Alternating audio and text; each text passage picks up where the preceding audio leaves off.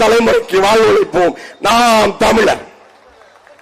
இந்திய திருநிலத்தில் அரசியல் புரட்சியை விதைத்துக் கொண்டிருக்கின்ற செந்தமிழன் சீமானவர்கள் உங்களோடு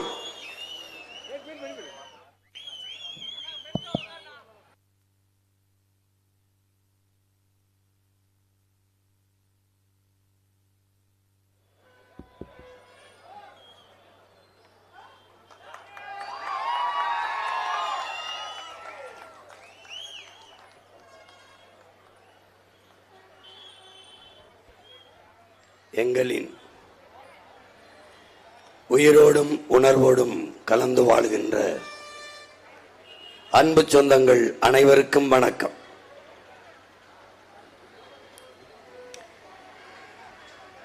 இங்கே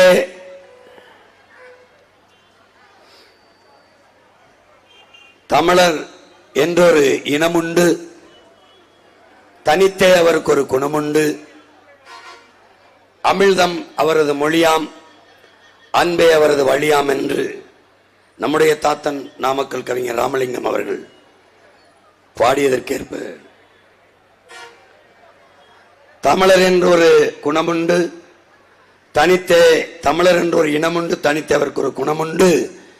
மானமும் வீரமும் அவருக்கு உயிர் என்று உலகத்திற்கு சொன்னவன் எங்கள் உயிர் தலைவன் மேதகுவே பிரபாகரன் அவர்கள்.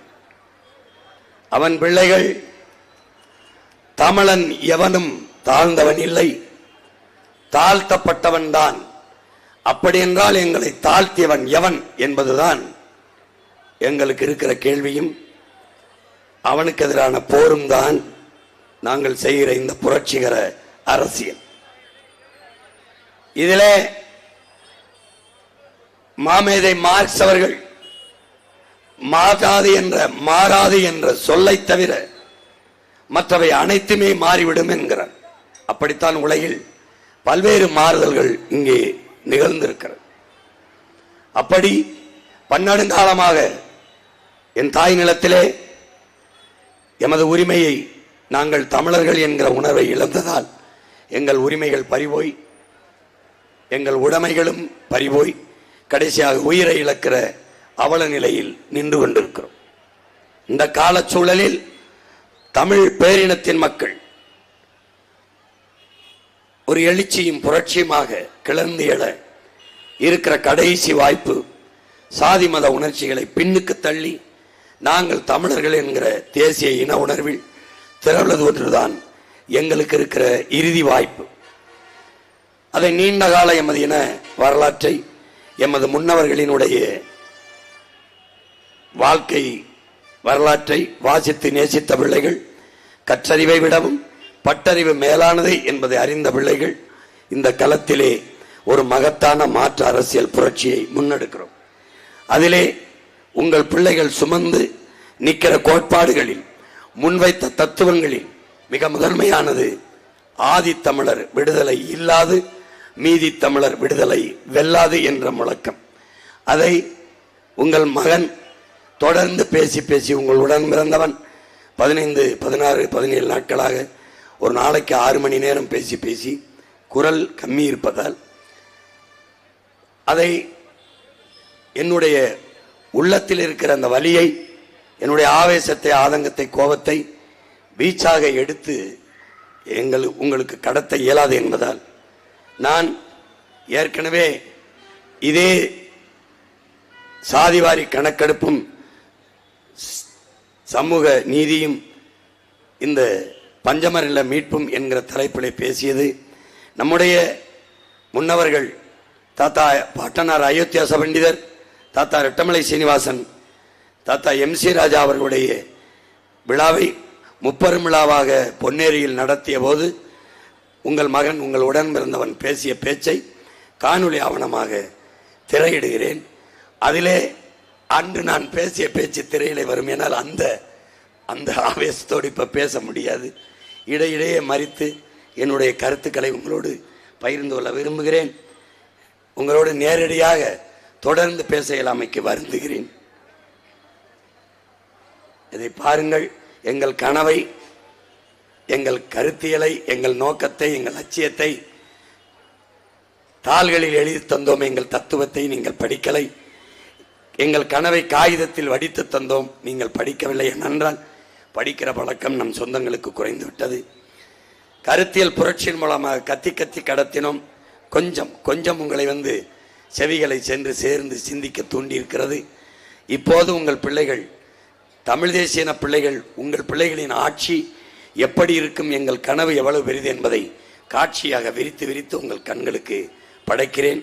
பாருங்கள், இந்த பிள்ளைகள் கையில் நாடு இருந்தால் நன்றாக இருக்கும் என்றால் எங்களை நம்பி உங்கள் மதிப்புமிக்க வாக்கை தாருங்கள். ஒவ்வொரு தேசிய இனமும் வரலாற்றின் வழி நடந்துதான் தங்களினுடைய உரிமையை, கலை இலக்கிய பண்பாட்டை, அரசியலை எல்லாவற்றையும் காத்து வாழ்ந்து கொண்டிருக்கிறது. அப்படி வீழ்த்தப்பட்ட தமிழ் பேரினத்தின் பிள்ளைகள் நாங்கள் வரலாற்றின் வழியில் இருந்துதான் மீளெழுச்சி கொள்ள முடியும். தமிழர்கள் நாங்கள் வாழ்ந்ததையும் வீழ்ந்ததையும் வாசித்து நேசித்து அறியாது எங்களுக்கென்று வழித்தடம் திறக்க. ஒருவன் குனிந்து கடந்த காலத்தை தேடுவதென்பது நிகழ்காலத்தில் நிமிர்ந்து நிற்பதற்காகத்தான். இதைத்தான் இன்றைக்கு உங்கள் பிள்ளைகள் செய்து கொண்டிருக்கிறோம். அறிவாசான் அண்ணல் அம்பேத்கர் அவர்கள் வரலாற்றில் புறக்கணிக்கப்பட்ட இனத்தின் மக்கள் ஒரு நாள் தங்களுக்கான வரலாற்றை தாங்களே எழுதுவார்கள் என்று சொல்லுகிறார்.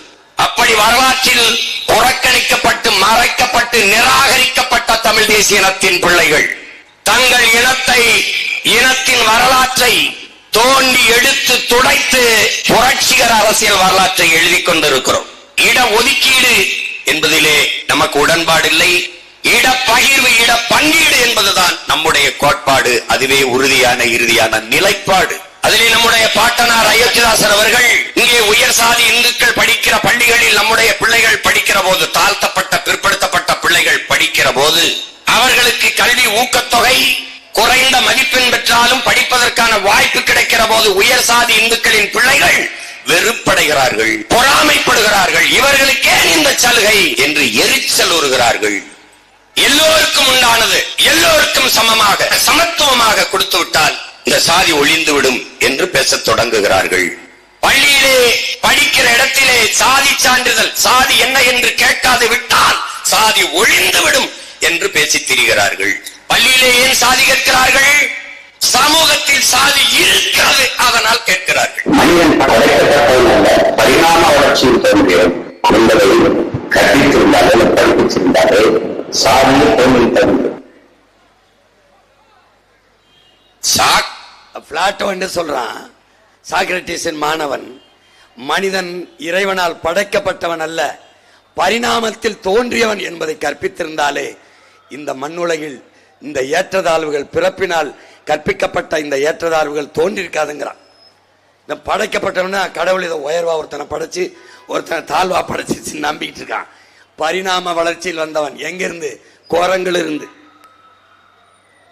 சாக்கடையை அள்ளி அப்புறப்படுத்தி தூய்மைப்படுத்தாமல் சாக்கடை நாற்றத்தை ஒழிக்க முடியும் என்று பேசுவது எப்படிப்பட்டதோ அப்படி சமூகத்தில் சாதியை இருக்க வைத்துக் கொண்டு சாதியை சான்றிதழில் இருந்து எடுத்து விட்டால் ஒளிந்துவிடும் என்று பேசுவது அப்படித்தான். புரட்சியாளர் அம்பேத்கர் சாதியை ஏற்றதாழ்வுகளை வைத்துக் கொண்டு சமூக மேம்பா, இது அண்ணல் அம்பேத்கர் சொல்றாங்க. அதுக்கு முன்னாடி உள்ளது உங்க பிள்ளை சொன்னது. அண்ணல் அம்பேத்கருடைய கோட்பாடு அவரை வாச்சு அதை படிச்சு தான் நான் சொல்றேன். அண்ணல் அம்பேத்கர் என்ன சொல்றாருன்னு என் தம்பி தங்கைகள் பாருங்க எப்படி சொல்றாரு. சமூக முன்னேற்றம் என்று பேசுவது என்பது சாக்கட குழியின் மேலே போடுகிற சந்தன பந்தலுக்கு சமமானது, மரக்குழியின் மேலே போடுகிற மல்லிகை பந்தலுக்கு சமமானது என்று சாடு. உயர்ந்தவன் தாழ்ந்தவன், ஏழை பணக்காரன், பிற்படுத்தப்பட்டவன் ஒடுக்கப்பட்டவன், மேல் சாதி கீழ் சாதி என்ற ஏற்றதாழ்வுகளை வைத்துக் கொண்டு சமமான சமத்துவம் என்பது எப்படி சாத்தியமாகும்?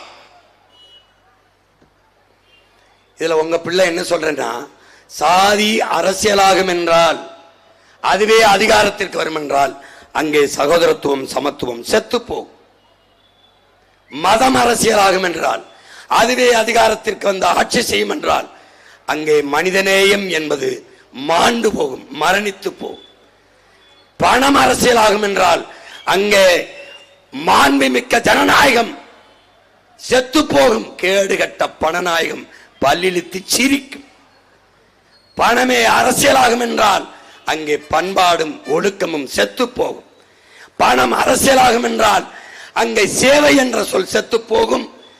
முதலீட்டாளன் பணத்திற்கு வாக்குக்கு காசு கொடுக்கிற அந்த வேட்பாளன், அந்த முதலீட்டாளனுடைய லாப தேவை இருக்கும், மக்கள் சேவை செத்து போகும். இது உங்கள் மகன் உங்களுக்கு முன்வைக்கிற தத்துவ நிலைப்பாடு. சமத்துவம் என்பது அல்ல, சம பங்கு என்பதுதான். இங்கே என்ன அறிவு சமூகம் புரிஞ்சுக்கணும். அது என்ன சொல்றாரு நம்முடைய பாட்டனார் அயோத்தியாச பண்டிதர்? சமபங்கு என்பதை ஏற்க முடியாது, உரிய பங்கு, உரிய உரிமை என்பதை சொல்றாங்க.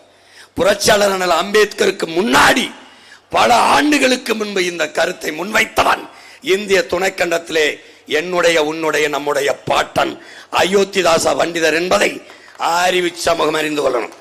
ஏன் உரிய உரிமை? சமபங்கு என்பதை ஏற்க இயலாது. ஏன்? நீ மாளிகையில் இருக்கிறாய், நீ மேட்டில் குடியிருக்கிறாய், நான் மண் குடிசையில் இருக்கிறேன், பள்ளத்தில் இருக்கிறேன், தாழ் நிலத்தில் இருக்கிறேன். நீ பல நூறாண்டுகளாக கல்வி மறுக்கப்படாத சமூகம், நான் பல நூறாண்டுகளாக கல்வி மறுக்கப்பட்ட சமூகம். இருவருக்கும் சம பங்கு என்றால் எப்படி ஏற்பது என்கிறார். அப்ப என்ன வழி? உரிய பங்கு, உரிய உரிமை, அதுதான் சரியானது என்கிறார். அவருக்கு பின்னால் வந்த அறிவாசான் அண்ணல் அம்பேத்கர் நம்முடைய பாட்டனாரின் கருத்தையே திருப்பி வலியுறுத்தினார் என்பதை அறிவு சமூகம் அறிந்து கொள்ள வேண்டும். அல்ல, சம பங்கு என்பதுதான் சரியானது என்பதுதான் பாட்டனார் அயோத்திதாசரின் கோட்பாடு. அதையேதான் புரட்சியாளர் அம்பேத்கர் சொல்லுகிறார். நாங்கள் சாதிவாரி பங்கீடு கேட்பது என்பது சாதிக்காக அல்ல, சாதியை வளர்ப்பதற்காக அல்ல, சாதியை ஒழிப்பதற்காக என்ற கருத்தில் அண்ணல் அம்பேத்கருக்கு முன்பு உறுதியாக நின்றவன் நம்முடைய பாட்டனார் அயோத்திதாச பண்டிதர் அவர்கள். அதைத்தான் பின்னால் அண்ணல் அம்பேத்கர் சொல்லுகிறார். ஏழை பணக்காரன், உயர்ந்த சாதி தாழ்ந்த சாதி, இவன் கல்வி கற்க வாய்ப்பு, இவன் கல்வி கற்க மறுப்பு, இப்படி சமூக ஏற்றத்தாழ்வுகளை வைத்துக் கொண்டு சமத்துவம் என்பது எப்படி சாத்தியமாகும்? அதனால் சமத்துவம் என்பது ஏற்புடையது அல்ல, சம பங்கு என்பதான் ஏற்புடையது. அதே நிலையில் தான் இன்றும் நாம் நின்று கொண்டிருக்கிறோம். பல ஆயிரம் ஆண்டுகளாக கல்வி மறுக்கப்பட்ட நானும், பல ஆயிரம் ஆண்டுகளாக கல்வி பெற்றுக்கொள்ள வாய்ப்பு இருந்த அவனும், அவனுடைய சந்ததியும், எங்களுடைய சந்ததியும், இந்த தலைமுறையில் படிக்க தொடங்கிய நாங்கள் இரண்டு பேரும் பொதுத்திறன் போட்டியிலே, அரசு வேலை வாய்ப்புகளிலே ஒன்றாக நிற்க வேண்டும் என்றால் இது எப்படிப்பட்ட சமூக நீதி? எனக்கு இடுப்புக்கு கீழே காலால் நடக்க முடியாது, அவர் தினந்தோறும் உடற்பயிற்சி கூடத்திற்கு போய் உடலை உறுதி செய்து கொள்கிறார். இரண்டு பேரும் ஒரே கோட்டில் ஓடி வெற்றி கோட்டை தொட வேண்டும் என்றால் இது எப்படிப்பட்ட சமத்துவம்? இது எப்படிப்பட்ட சமூக நீதி? இன்று வரை கல்வி முறை எப்படி இருக்கிறது? சிற்றூர்களில் படிக்கிற பிள்ளைகள் நாங்கள் சிமிழி விளக்கிலே படிக்கிறோம். தனி பயிற்சி வகுப்பு வைத்துக் கொள்ள ஆசிரியர் எங்களுக்கு வசதி இல்லை. எங்கள் பள்ளிகளில் கழிவறை இல்லை, கரும்பலகை இல்லை, குளிரூட்டி இல்லை, விளையாட்டு திடல் இல்லை, எண்ணற்ற வசதிகள் குறைவு. ஆனால் எங்கையிலும் நகர்ப்புறத்தில் படிக்கிற மாணவன் எங்கையிலும் இருக்கிற பாட புத்தகம் ஒன்று. இதைத்தான் சமச்சீர் கல்வி முறை என்கிறார். சமச்சீர் பாடத்திட்டம், சமச்சீர் கல்வி முறை இல்லை. அன்பு சொந்தங்கள், அறிவார்ந்தவர் மக்கள் சிந்திக்கணும். சமச்சீர் கல்வி இல்லை, சமச்சீர் பாடமுறை, சமச்சீர் கல்வி முறை இங்கே இல்லை.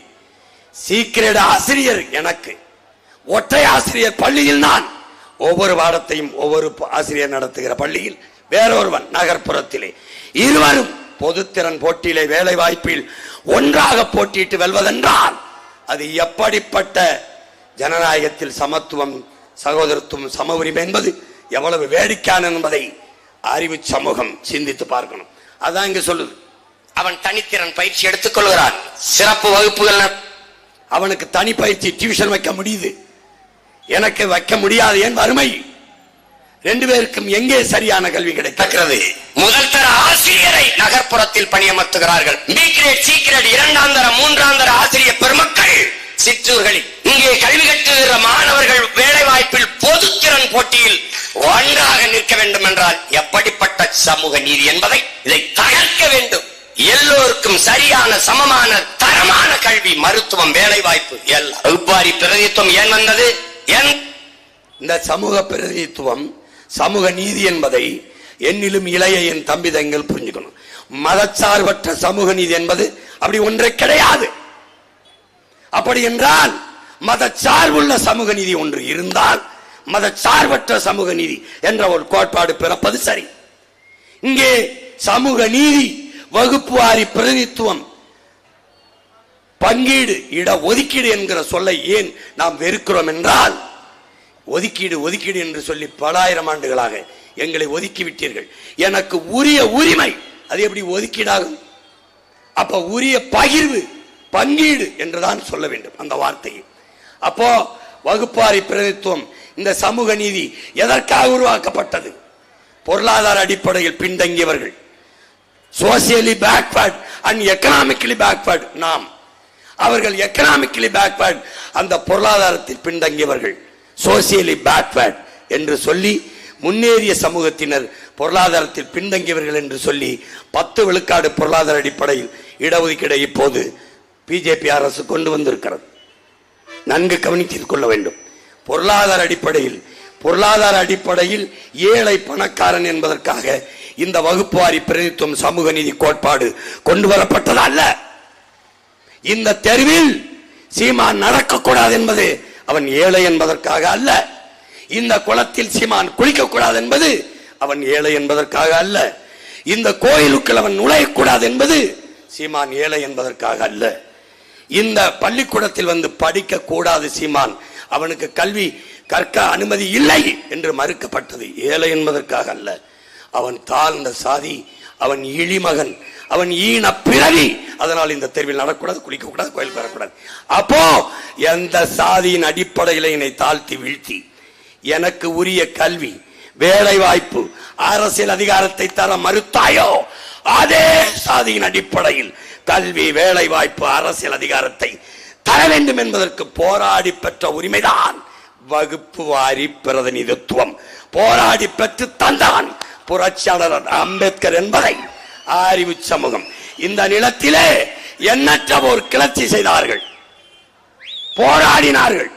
அந்த போராட்டத்திற்கு சட்ட வடிவம் தந்து செயல்படுத்திய மாமேதை புரட்சியாளர் அண்ணல் அம்பேத்கர் என்பதை அறிவார்ந்த தமிழ் சமூகத்தின் தம்பிதங்கள் புரிந்து கொள்ள வேண்டும்.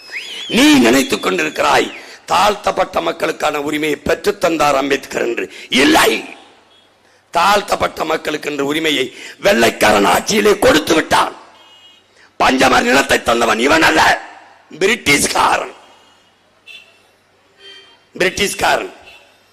நல்லா கவனிச்சுக்க. நீ அவங்காலத்திலே ஷெட்யூல் டிரைப்ஸுக்கும் எஸ்சிக்கும் உரிமையை கொடுத்து விட்டான். புரட்சியாளர் அம்பேத்கர் போராடி பெற்று தந்தது பிற்படுத்தப்பட்ட ஒடுக்கப்பட்ட பிசி எம்பிசி மக்களுக்கு என்பதை அறிவார்ந்த சமூகம் புரிஞ்சுக்கணும். அதே தாழ்த்தப்பட்ட மக்களுக்கு உரிமை பெற்றுக் கொடுத்தார். அவர் தாழ்த்தப்பட்ட ஆடப்பாய் தேக்காரா ஒட்டுமொத்த நாட்டுக்கமான உரிமையை பெற்றுக் கொடுத்த மாமேதைடா அண்ணல் அம்பேத்கர். அதை இனிமேல் அதை கத்துக்க, புரிஞ்சுக்க. நீ போட்டா போடு, போலேனாப்பா ஓட்ட, ஆனா தெரிஞ்சுக்க. இவங்க வந்து மதச்சார்பற்ற சமூக நீதி கூடுங்கிற சமூக நீதி, மதச்சார்பற்ற சமூக நீதி எங்க இருக்கு? சரி, இப்ப நான் இந்து மதத்தில் இருக்கேன், நான் கோனாரு, எனக்கு எது வைக்கிறேன் இல்லையா? சரி சொல்லு. அப்புறம் மதச்சார்பற்ற சமூக நீதி இல்ல, இஸ்லாமிய கிறிஸ்தவனுக்கு இடஒதுக்கீடு இருக்கா இல்லையா? இது என்ன கோட்பாடு? அப்படி கொண்டு வரப்படல. பொருளாதாரத்தில் பின்தங்கிய பொருளாதார அடிப்படையில் இடஒதுக்கீடு என்ற விவாதம் வரும்போது இருமுறை இந்திய நாடாளுமன்றத்தில் நேரு அவர்கள் அமைச்சரவையில் இருமுறை அந்த கருத்தை முன்வைக்கும் போது தன்னுடைய வாத திறமையால் வாதிட்டு தோற்கடித்த புரட்சியாளன் அண்ணல் அம்பேத்கர். புரியுதா? அனைத்து கட்சி கூட்டத்திலே பொருளாதார அடிப்படையில் பின்தங்கியவர்களுக்கான இடஒதுக்கீட்டை எல்லாரும் ஆதரிக்கும் போது உன்னுடைய ஒற்றை மகன் எழுந்து சாண்டை செய்து நிறுத்தியவன் பிரபாகரன் மகன் சீமான் என்பதை நினைவில் வைத்து பேசுகிறேன். சாதியின் அடிப்படையிலே என்னை இழிவுபடுத்தி இவன் பள்ளிக்கூடத்திற்கு வரக்கூடாது, படிக்கக்கூடாது, இந்த தெருவிலே நடக்கக்கூடாது, இந்த கோயிலுக்குள் நுழையக்கூடாது, குளத்திலே குளிக்கக்கூடாது என்று ஒதுக்கி புறந்தள்ளி வைத்தாய். கல்வி, வேலை வாய்ப்பு, அரசியல் அதிகாரத்தில் வாய்ப்பு நிராகரிக்கப்பட்டதும் அதே சாதியின் அடிப்படையில் இவையெல்லாம் கிடைக்க பெற செய்கிற வாய்ப்பு தான் வகுப்பு வாரி பிரதிநிதித்துவம் என்பதை சாதி வேண்டாம் என்கிறார்கள், சாதி வாரி இடஒதுக்கீடு வேண்டும் என்கிறார்கள், வகுப்பு வாரி பிரதிநிதித்துவம் இடப்பங்கீடு வேண்டும் என்கிறார்கள். பசினா பசி எப்படி போகும்? சாப்பாடு போட்டாதான் போகும். சாப்பாடு போடணும் இல்ல, அவரவர் பசிக்கு ஏற்ப போடணும். 3 வேளை சாப்பிடறவனு ஒரே ஒரு வேளை சாப்பிடறவனு ஒரே மாதிரி உணவுன்னா அவ கூடுதலா ஒரு கை கொண்டணும் போடணும். அப்படி 5 புள்ள பிறந்தாலும் ஆத்தாவுக்கு கொஞ்சம் எலும்பு தோணும்பா, உடல்ல வலுவில்லாத பிள்ளைக்கு கூட ஒரு கரண்டி வைக்கும்டா. அதான்டா எங்களுக்கு கூட ஒரு கரண்டி வைடாங்கிறா. பைத்தியக்கார பிள்ளை, பைத்தியக்கார பிள்ளை. அதுதான் சமூக நீதி. இவன் எங்க தாத்தா சமூக நீதி போராளி தாத்தா ரெட்டமலை சீனிவாசன். அவன் என்ன எங்களுக்கு அர்ப்பிக்கிறான் பாரு. இந்த பாரு எப்படி இப்ப அந்த மாதிரி பேசுறதுக்கு தொண்டை கம்மிக்குச்சுனால அதை எடுத்து போடுறேன். என்ன சொல்றாரு? பிறப்பின் அடிப்படையில் உயர்ந்தவன் தாழ்ந்தவன் என்ற பாகுபாடு பாராட்டுகிற வர்ணாசிரம தர்ம கோட்பாட்டுக்கு எதிரான ஒரு கோட்பாட்டை நீர் உருவாக்கி கொள்ளாத வரை உனக்கு விடுதலை இல்லை. எந்த சொல் உன் மீது இழி சொல் என்று சுமத்தப்படுகிறதோ அந்த சொல்லை எழுச்சி சொல்லாக மாற்றாத வரை உனக்கு விடுதலை இல்லை. அப்படின்னா என்ன சொல்ல வர்றாரு? என்ன சொல்ல வர்றாரு? இந்த கூட்டத்தில் யார் பறையன் என்று கேட்டால் நான் தான் என்று எழுந்து திமிரி நில். நீ இந்த நாட்டை ஆண்டவன், நீ ஆண்ட பரம்பரையில் வந்தவன், நீ தாழ்ந்தவன் அல்ல. இதை உனக்கு உணர்த்ததற்காகவே பறையன் என்று இதழ் நடத்தினேன், ஏடு நடத்தினேன் என்கிறார். பறையன் என்பது இழு சொல்ல அல்ல. அதைத்தான் உன் மகன் சொல்கிறேன். பறை இது சாதி பறை அல்ல, ஆதி பறை. ஆதி பறை அதை அடி பகை, அது சாதி பறை அதை அடியடா பகை முகத்தில் அறையடா என்ற முழக்கத்தை உன் மகன் வைத்தது காரணம் அதுதான். அதுதான் சாதி பறை அல்ல, ஆதி பறை அதை அடித்து பகை முகத்தில் அறை என்ற வழக்கத்தை உன் மகன் முன்வைத்தேன். தாத்தா என்ன சொல்றார்? இந்த வர்ணாசிரம தர்ம கோட்பாடு, பிறப்பின் அடிப்படையில பேதம் கற்பிக்கிற இந்த கோட்பாடு, இதற்கு மாற்றாக ஒரு கோட்பாட்டை நீ உருவாக்கி கொள்ள வேண்டும். அந்த கோட்பாடு என்ன? நான் பறையன் அல்ல, நான் தேவேந்திரன் அல்ல, நான் தேவர் அல்ல, நான் நாடார் அல்ல, செட்டியார் அல்ல, கவுண்டர் அல்ல, வன்னியர் அல்ல, நான் உடையார் அல்ல, முதலியார் அல்ல, பிள்ளை அல்ல, நான் குறவர் அல்ல, இருளர் அல்ல, என்னென்ன சாதி இருக்கோ இது எதுவும் அல்ல, இது என் அடையாளம். என்ன சொல்ற? நான் முத்தரையர் இல்ல, நான் குறவர் இல்ல, நான் எதுவும் இல்ல, இது அடையாளம் இல்ல, என் குடி பிரிவு. அடுத்து என்ன? அடுத்து என்ன? நான் இந்து, இஸ்லாம், கிறிஸ்தவம் இதெல்லாம் நான் ஏற்றிருக்கிற இறை வழிபடுகிற மார்க்கங்கள், சமயங்கள், இவை மாறிக்கொள்ள முடியும். இதெல்லாம் என் அடையாளம் அல்ல. ஆனால் பிறப்பிலிருந்து இறப்பு வரை மாற்ற முடியாத, மாற முடியாத ஒரே அடையாளம் நான் தமிழன் என்பதுதான். நம் தாத்தா, நம்முடைய தாத்தா ரெட்டமலை சீனிவாசன் சொன்னது, பிறப்பினால் பேதம் கற்பிக்கிற இந்த வர்ணாசிரம தர்ம கோட்பாட்டுக்கு எதிராக மாற்றாக புதிய ஒரு கோட்பாட்டை நீ வகுத்துக் கொள்ளாத வரை உனக்கு விடுதலை இல்லை. அவன் பேரன் வந்தேன், புதிய கோட்பாடு.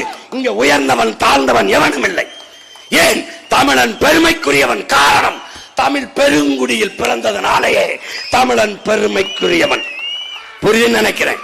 கடவுள் வரி, சமய வரி, கண்ணலிக தமிழுக்கு நோய் நோய் நோயே, இடை வந்த சாதி எனும் இடர் ஒளிந்தால் ஆள்வது நம் தாய் தாயேங்கிறான். அந்த தாய் ஆளணும்னா இந்த சாதி பேயும் மத பேயும் சாகணும். அதுக்கு ஒரே வழி, நாங்கள் தமிழர்கள் என்று எழணும்.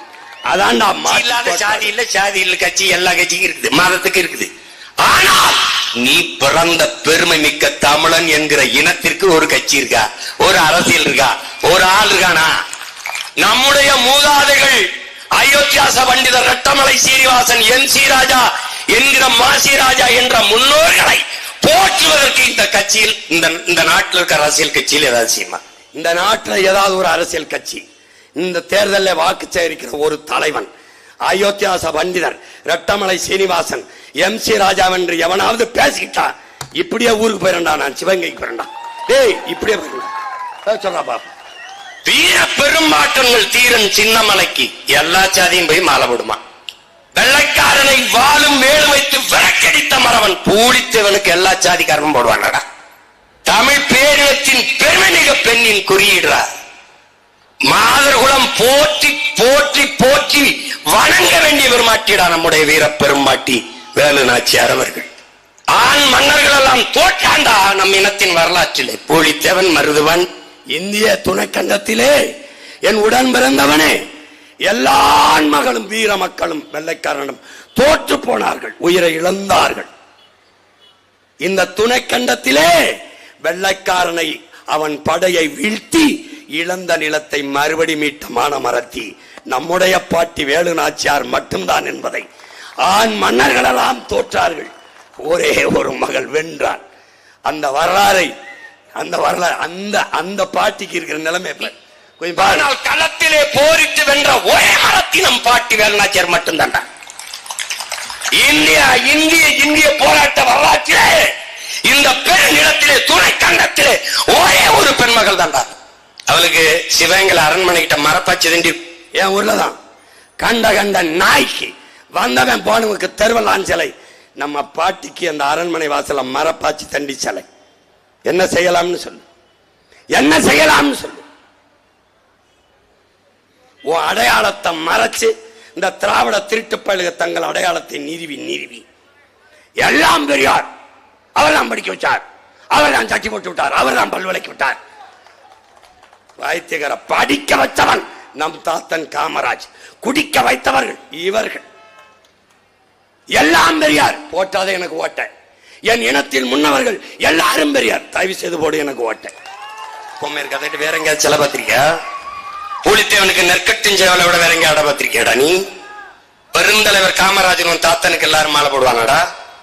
தெய்வ திருமகன் தாத்தா முத்துராமலிங்க நாட்டின் விடுதலைக்கு 9 ஆண்டுகள் சிறையில் இருந்த நம் தாத்தனுங்களுக்கு போடுவாங்கடா.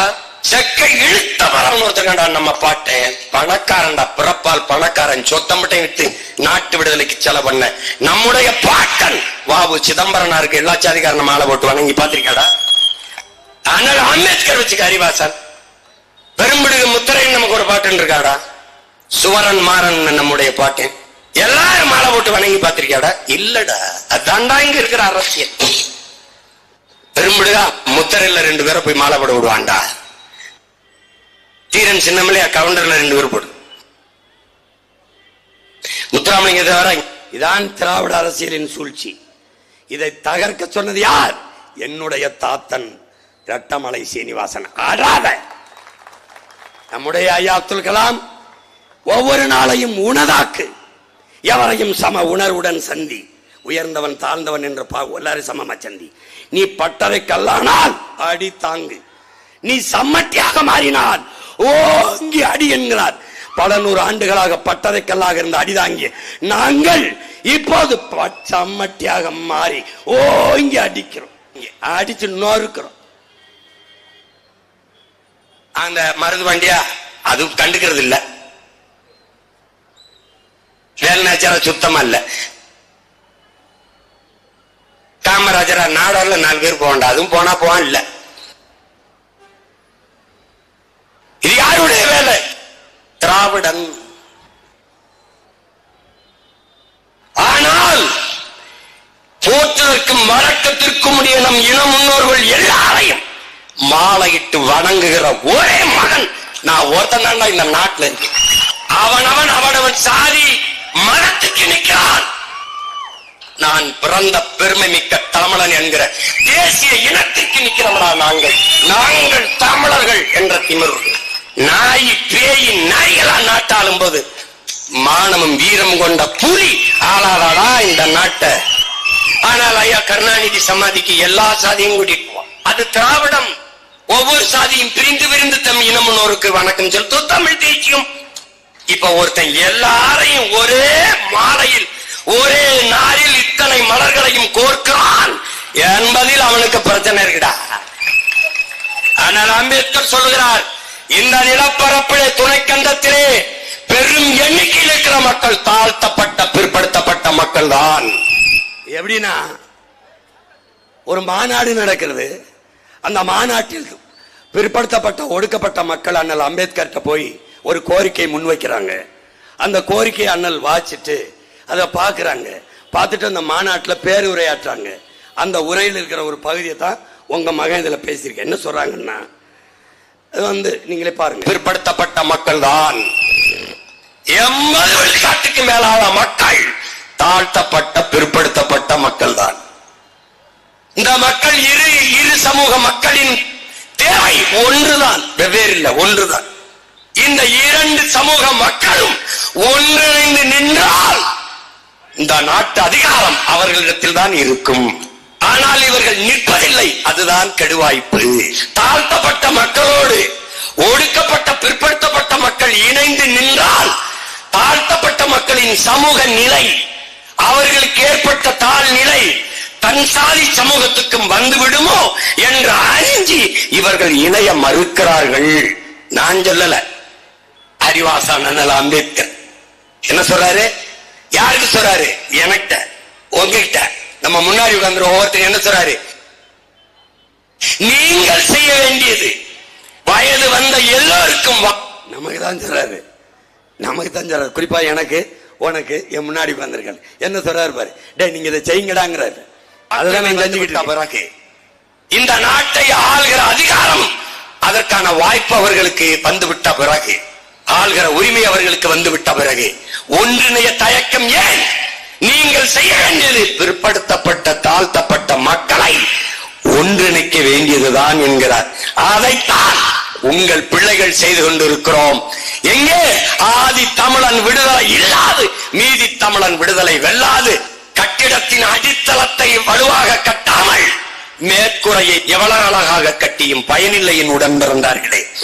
கட்டிடத்தின் அடித்தளத்தை வலுவாக கட்ட வேண்டும் என்றால் ஆதி தமிழர் விடுதலை பெற்று மேம்பட்டு கல்வி, அரசியல், வேலை வாய்ப்பு எல்லாவற்றிலும் உயராது தமிழ் சமூகம் உயராது. உன் ஆதி சிவன் யார்? சிவனை மதித்து வணங்குகிறாய், அவன் பரம்பரையை மிதித்து ஒதுக்குகிறாய். எங்களுக்கு ஒரு கொள்கை நிலைப்பாடு இருக்கிறது. நாங்கள் அண்ணல் அம்பேத்கரின் கோட்டும் சூட்டு மட்டுமல்ல, அவருடைய கொள்கையும் கோட்பாடுகளும் எங்களுக்கு அவசியம். அதிலே அறிவாசான் அண்ணல் அம்பேத்கரை எங்களின் முன்னத்தி ஏறாக வழித்தடமாக வழிகாட்டியாக ஏற்கிறோம், அறிவு ஆசானாக ஏற்கிறோம். ஆனால் எங்களின் தலைவர்களாக எங்கள் பாட்டனார் அயோத்திதாசர், ரெட்டமலை சீனிவாசன், மாசி ராஜா அவர்களை ஏற்கிறோம். மார்க்ஸை எங்களுடைய அறிவாசானாக வழித்தடமாக வழிகாட்டியாக ஏற்கிறோம். சாக்ரட்டிஸை அப்படித்தான் ஏற்கிறோம். பிளாட்டோவை, அரிஸ்டாட்டிலை அப்படித்தான் ஏற்கிறோம். ஏங்கல்ஸை அப்படித்தான் ஏற்கிறோம். ஹோசிமினை அப்படித்தான் ஏற்கிறோம். மாசே துங்கை அப்படித்தான் ஏற்கிறோம். பிடல் காஸ்ட்ரோவை, சேகுவேராவை அப்படித்தான் ஏற்கிறோம். பகத்சிங்கை அப்படித்தான் ஏற்கிறோம். சுபாஷ் சந்திர போஸை அப்படித்தான் ஏற்கிறோம்.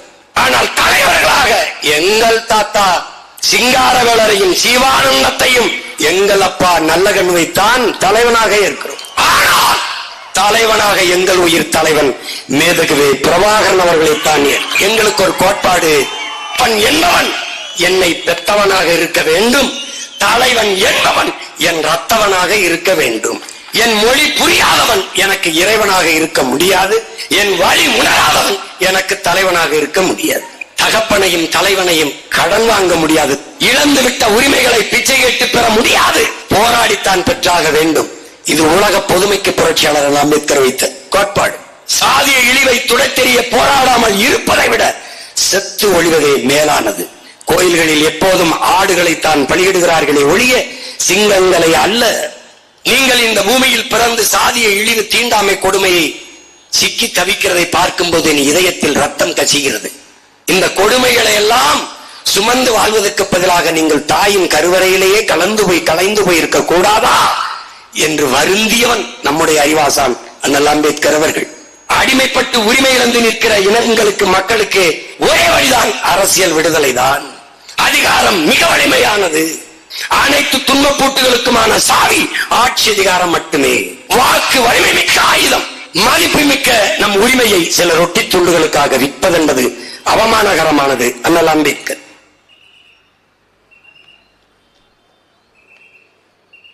ஒவ்வொரு இப்ப புரியுதுன்னு நினைக்கிறேன்.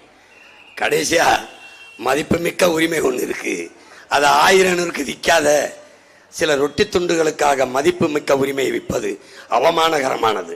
வீழ்த்தப்பட்ட தாழ்த்தப்பட்ட தமிழ் சமூக விடுதலைக்கு இருக்கிற கடைசி வாய்ப்பு அரசியல் விடுதலை தான். அது என்ன வழி? வாக்கு என்கிற வலிமை மிக்க ஆயுதத்தை ஏந்துவதுதான். அதைத்தான் என் அன்பு சொந்தங்களே, உங்கள் பிள்ளைகள் ஏந்துங்கள். அநீதிக்கு எதிராக. எப்படிப்பட்ட அநீதி?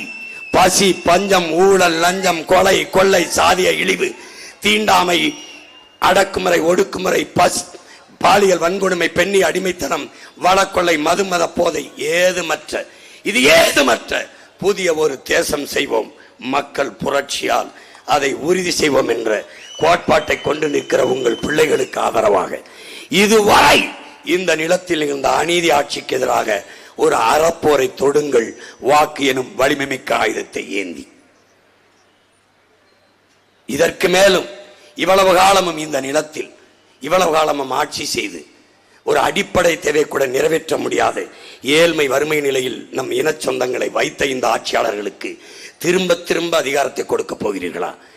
படிப்பிக்கிற ஆசிரியர் பாதையிலே, உயிர்காக்கும் மருத்துவர் வீதியிலே, சேவை செய்யும் செவிலியர்கள் போராட்டத்திலே, உணவளிக்கும் உழவர் குடிமக்கள் வீதியிலே, மீனவர்கள் வீதியிலே, போக்குவரத்து தொழிலாளர்கள், வேளாண் குடிமக்கள் சிப்காட்டுக்கு விளைநிலங்களை பறிக்கிறார்கள் என்று போராட்டத்தில் எத்தனை எத்தனை எத்தனை போராட்டங்கள், துப்புரவு பணியாளர்கள், மகளிர் சுய உதவி குழுக்கள், எல்லாரும் எல்லாரும் எல்லாரும் வீதியில் வந்து விட்ட பிறகு ஆட்சியாளர்கள் நல்லாட்சி என்று சொல்கிறார்களே, எப்படி ஏற்கிறீர்கள்?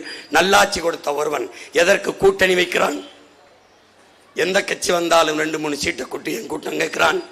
கோழைதான் கூட்டம் ஜெப்பான். கூட்டத்தில் இருப்பவனுக்கு வீரமோ துணிவோ தேவையில்லை, தனித்து நிற்பவனுக்கு தான் வீரமும் துணிவும் தேவைப்படுகிறது. நாங்கள் ஏன் தனித்து நிற்கிறோம்? நாங்கள் வீரர்கள், அதனால் தனித்து நிற்கிறோம். தனித்து நிற்கிறோம், தனித்துவத்தோடு நிற்கிறோம், உயர்ந்த தத்துவத்தோடு நிற்கிறோம். எங்கள் பயணம் எங்கள் கால்களை நம்பி, அடுத்தவன் கால்களை நம்பி இல்லை. நாங்கள் கால்கள் வழிநடத்தி நடக்கவில்லை, எங்கள் கனவு வழிநடத்தி செல்கிற பிள்ளைகள். மனச்சான்று வழிநடத்தியபடி நடந்தவர்கள் தான் உலகத்தின் மகத்தான மாறுதல்களை உருவாக்கி இருக்கிறார்கள். அப்படி அப்படி எல்லா புரட்சியாளனையும் வாசித்து நேசித்த பிள்ளைகள் இந்த மண்ணில் தாழ்ந்து விழுந்து கிடக்கிற தமிழ் தேசிய மக்களின் விடுதலைக்கு, உயர்வுக்கு, மேம்பாட்டிற்கு ஒரு புரட்சிகர அரசியலை முன்னெடுக்கிறோம். யாரை நம்பி? என் பெற்றோர்களை, என் உடன் பிறந்தோர்களை, அறிவார்ந்த பெருமக்களை, என் தாய் தமிழ் சொந்தங்களை நம்பி வந்தவனையெல்லாம் வாழ வைத்த என் தமிழ் சமூகம் சொந்த மக்களை வீழ வைத்து தாழ வைத்து விட்டது. இனிமேலாவது உங்களுக்கான ஆட்சி அதிகாரங்களை நிறுவுங்கள். சூரியனுக்கு போட்டீர்கள், திமுக வென்றது. ரெட்டலைக்கு போட்டீர்கள், அதிமுக வென்றது. எம்எல்ஏ ஆனார்கள், எம்பி ஆனார்கள், மந்திரி ஆனார்கள்.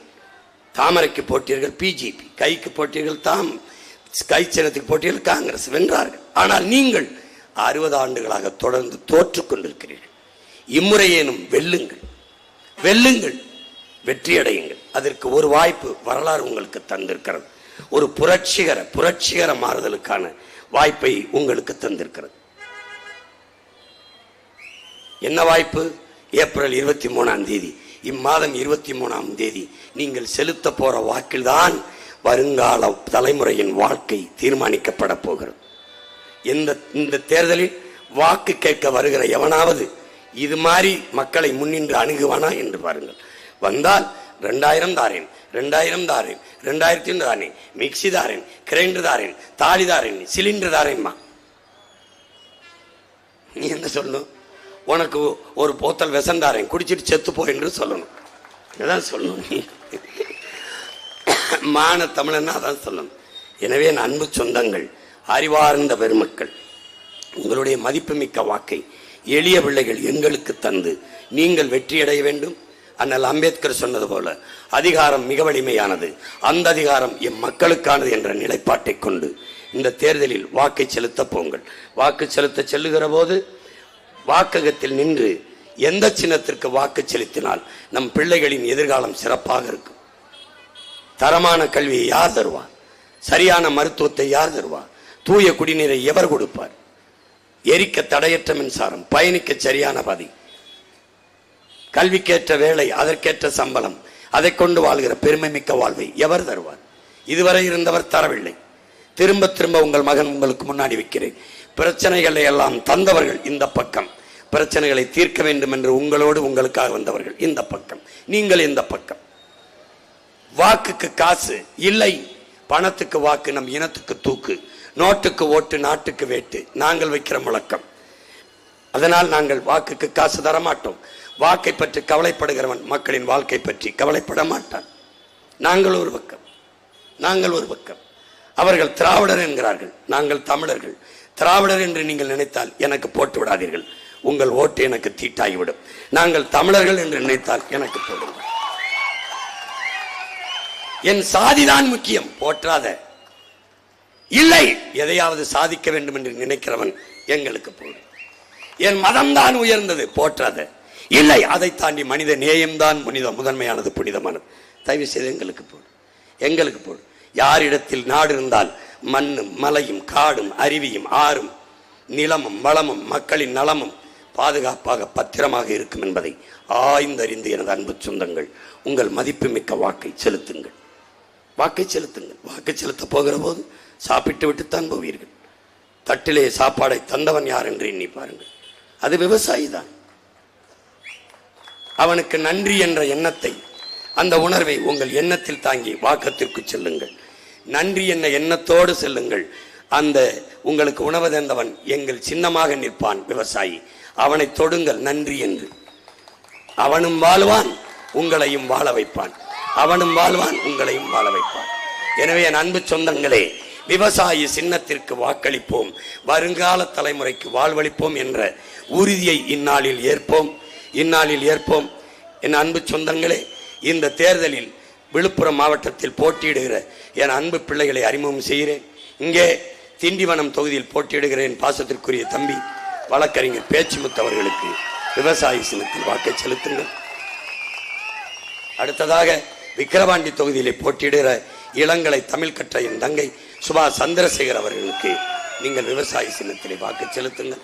மயிலம் தொகுதியிலே போட்டியிடுகிற என் அன்பிற்கினிய மைத்துனர் மருத்துவர் விக்ரம் அவர்களுக்கு நீங்கள் விவசாய சின்னத்திலே உங்கள் வாக்கை செலுத்துங்கள். அடுத்ததாக வானூர் தொகுதியிலே போட்டியிடுகிற என் பாசத்திற்குரிய தம்பி வழக்கறிஞர் கரிகாலன் அவர்களுக்கு நீங்கள் விவசாய சின்னத்திலே வாக்கை செலுத்துங்கள். இங்கே என் அன்பு சொந்தங்களே, புரட்சி என்பது ஒரு தலைகீழ் மாற்றம் என்பது சொல்லல்ல, செயல். மாறுவோம், மாற்றுவோம். இது மாற்றத்திற்கான எளிய மக்களின் புரட்சி எப்போதும் வெல்லும். நம் வெற்றி அதை சொல்லும். நம் இலக்கு ஒன்றுதான், நம் இனத்தின் விடுதலை. இனம் ஒன்றாவோம், இலக்கை வென்றாவோம். தமிழ் தாய் வாழ்க, தலைவர் பிரபாகரன் வாழ்க. எங்கள் அன்பு பிள்ளைகள் வெல்க, வெல்க, வெல்க. நாம் தமிழர்.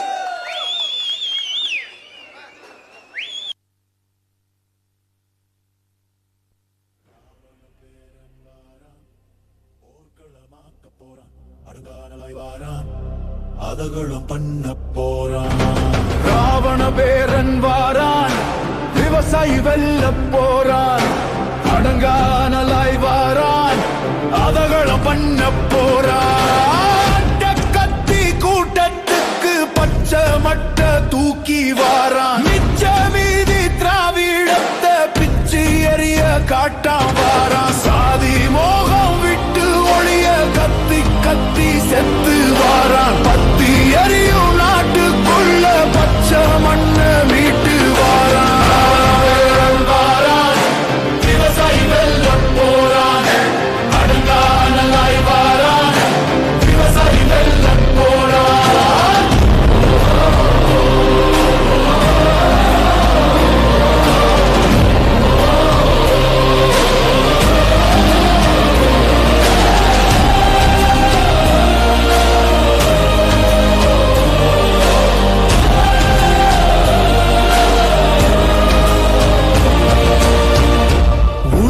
கொடுத்து கெடுத்த ஒன்ன சாத்தி எடுக்க வீரன் வாரான்.